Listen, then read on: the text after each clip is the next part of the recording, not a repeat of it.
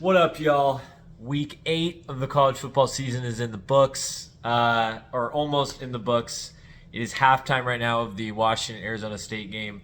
I'm not scared yet. I'm just nervous, just a little anxious, a little annoyed. Arizona State leading 7-3 at halftime. We're not scared yet. We got a whole half to play. It's gonna be fine. That's what I'm telling myself. It's gonna be fine. And if you're watching this tomorrow morning, you'll know whether it was actually fine or not. But that's so I'm telling myself we're fine. It's all good. We're good. We're good. I just have to keep telling myself that it's okay.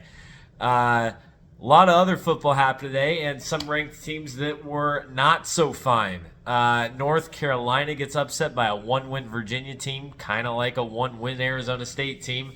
Drake May throws for 350 yards but has 2 interceptions. So down goes undefeated number 10 North Carolina. A lot of action today. Alabama beats Tennessee. They're down at halftime. They score, I think, 24 or 28 unanswered to beat Tennessee. Oregon bounces back from losing to the Huskies by taking care of business against Washington State.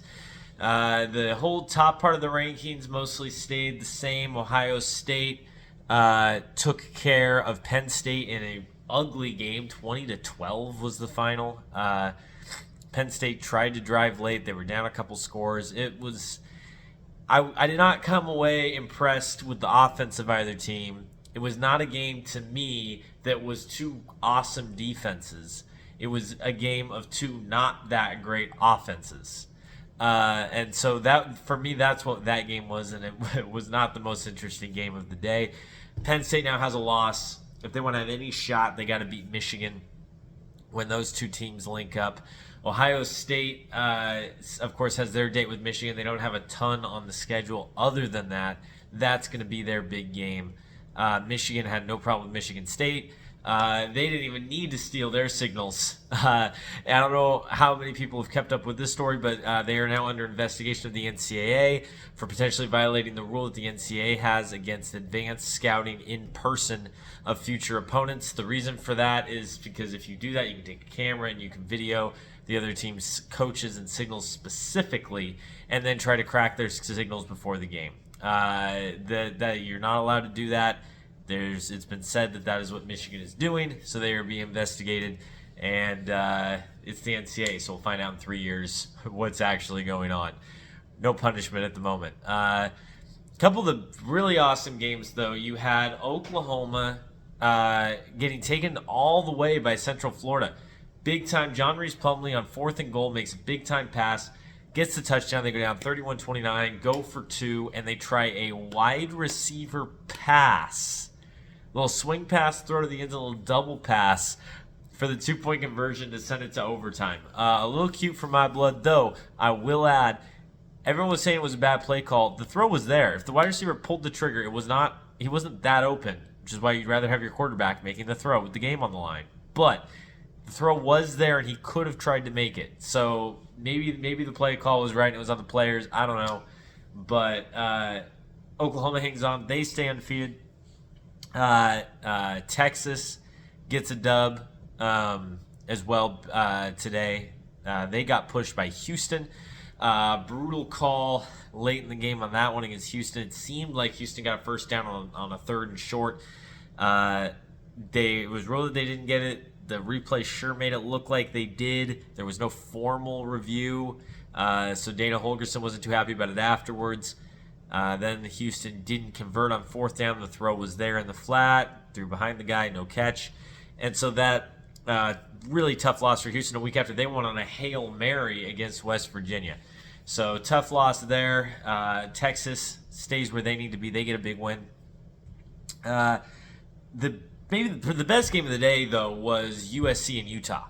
USC and Utah played a fantastic football game where the question was not one of the best offenses in the country in USC against one of the best defenses in the country in Utah's. It was one of the worst major conference offenses in Utah because they've got their 3rd and 4th string quarterbacks because Cam Rising and Sales have played this season against a really bad defense in USC.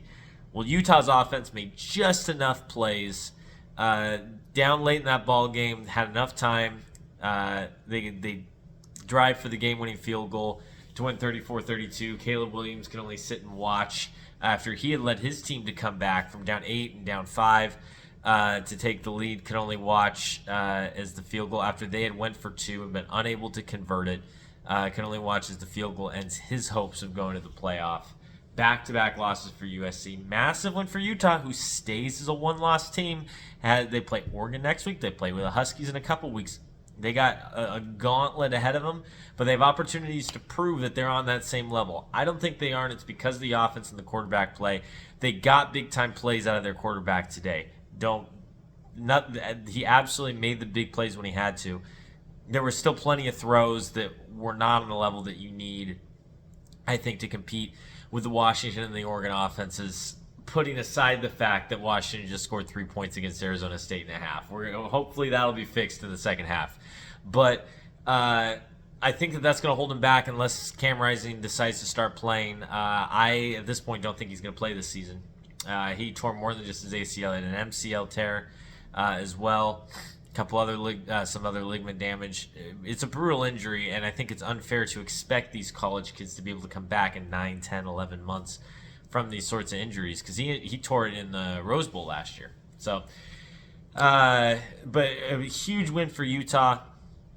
Kyle Whittingham's team again beats USC. Caleb Williams, when he looks back on his career in a decade, he didn't make the playoff because they couldn't beat Utah, and that's cool. And Utah continues to be, since they came to the Pac-12, one of the best Pac-12 programs. If you look across from when they came to the Pac-12 to now when they leave it at the end of the season, they were consistently one of the best programs in the Pac-12. So all credit to Kyle Whittingham, who I also believe is the only guy who was a coach in this conference the entire time that Utah was there. So those were the big games today. If we have to address my adopted home of Arkansas, they lose 7-3 to Mississippi State today. I will be shocked if their offensive coordinator is still employed after Monday, and it's not looking too good for Sam Pittman. This Arkansas team is the best 2-6 team in the country. We can say that. But the offensive performance was just dreadful. The team really looked like it had given up. It was sad to see for a team that has played tight with Alabama and played tight with LSU, played tight with a lot of good teams, Texas A&M, to see them kind of giving up on the season is sad. Anyways, and then Clemson loses to Miami. In double overtime in a game that would not end. So Miami picks themselves up off the mat after a rough couple weeks, and Clemson's out of the ACC hunt. Dabo Swinney, a lot of questions. He needs to reevaluate. He is famously against the transfer portal. He takes in so many fewer transfers than most major college teams. He's going to have to start reevaluating because his team has declined quite a bit since Trevor Lawrence left. They have not been on that same level of a team that's making the playoff every year for 5 or 6 years in a row. That's really hard to maintain. I'm not saying that makes you a bad coach, but if that's the expectations of the program, he needs to reevaluate how to get back to there. That's the main takeaways from today.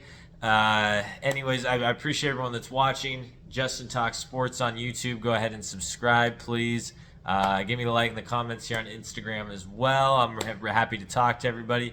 And boy, still nervous. Still really nervous. But hopefully y'all are watching this in the morning after Washington had a nice, easy second half, and we're all good. Thank you, everybody, for watching. Have a good night.